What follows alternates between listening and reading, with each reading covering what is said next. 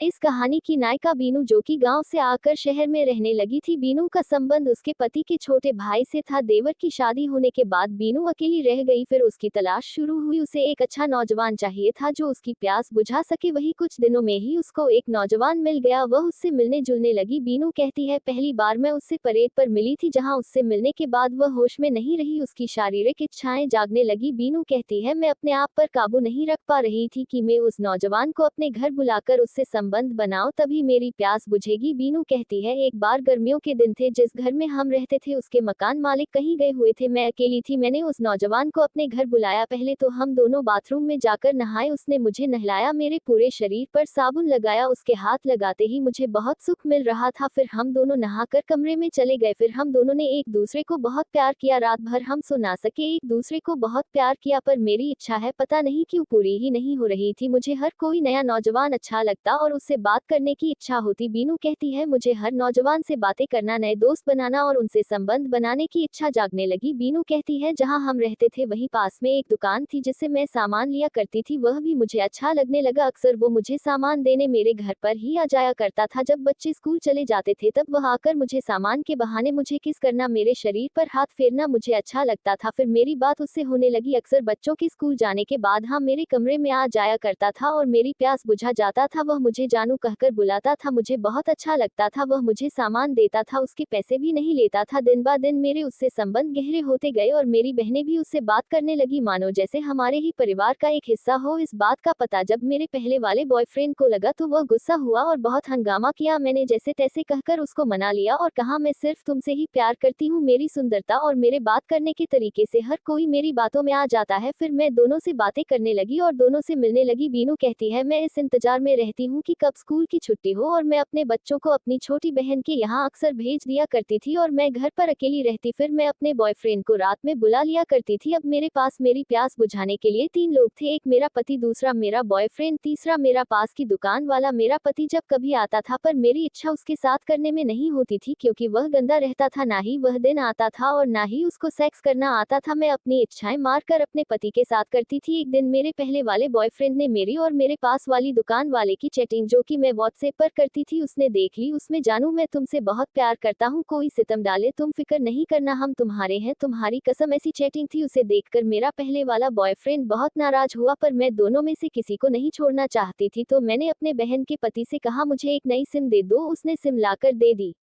उसके बाद अब मैं दोनों बॉयफ्रेंड है उससे अलग अलग सिम से बात करने लगी। अब मेरी इच्छा पहले वाले बॉयफ्रेंड से मिलने की नहीं होती थी। कुछ भी बहाना लेकर मैं उससे मिलना बंद कर दिया और बात करना भी कम कर दिया। मैंने कहा कि मेरे घर पर पता चल गया कि मैं तुमसे बात करती हूँ। मेरी बहनें कहती हैं, यह ठीक नहीं है, तुम शादीशुदा होकर दूसरे आदमियों से बात करती हो, यह ठीक नहीं। ऐसा बहाना लगा कर मैंने मिलना और बात करना कम कर दिया, पर मुझे पता नहीं था कि मैं बात करना और मिलना मेरे पास वाली दुकान वाले से ज्यादा हो गया, क्योंकि उससे मिलने में मुझे कोई डर नहीं था। बच्चे कहीं बाजार या कोचिंग या स्कूल चले जाते, मैं उसको बुला लिया करती थी। दिन हो या रात वह मेरे साथ ही रहता था। इसका पता मेरे पहले वाले बॉयफ्रेंड को लग गया कि वो मुझे धोखा दे रही है और पास की दुकान वाले से उसका चक्कर चल रहा है। दुकान वाला कहता था, मेरी बीवी मुझे अच्छी नहीं लगती, तुमने जो बात है वो किसी में नहीं। इसी के चलते बीनू कहती है, मैं उससे काफी खर्च करवाती थी और अपने पिताजी तक को उधार पैसे दिलवा दिया करती थी। मैंने उसे अपने घर वालों से मिलवा दिया। अब वो मेरे घर भी आने लगा, पर यह किसी को पता नहीं था कि मेरा संबंध उससे क्या है। एक दिन मेरे पहले वाले बॉयफ्रेंड ने मुझे और मेरी चोरी को पकड़ लिया, जिस दूसरी सिम से मैं पास की दुकान वाले से बात करती थी। फिर मुझे जल्दबाजी में उधर से कमरा खाली करना पड़ा। पहले वाले बॉयफ्रेंड की खातिर उसको सिर्फ दिखाना था और मैंने कहा, मुझसे गलती हो गई, अब ऐसी गलती नहीं होगी, मैं सिर्फ तुमसे ही प्यार करती हूँ। मेरी बहनों ने भी पूछा, दीदी हम इस मकान में अच्छे से रहते हैं, कोई परेशानी नहीं होती, फिर तुमने इस मकान को खाली क्यों किया? मैंने बोल दिया, सच क्या बताती मैं कि मेरा नाजायज संबंध डेयरी वाले से भी था। फिर मैं नए वाले घर में शिफ्ट हो गई, वहाँ भी मैं दोनों को मौका देखकर बुला लिया करती थी। फिर भी मेरी प्यास नहीं बुझ रही थी। मैं रात को 11:12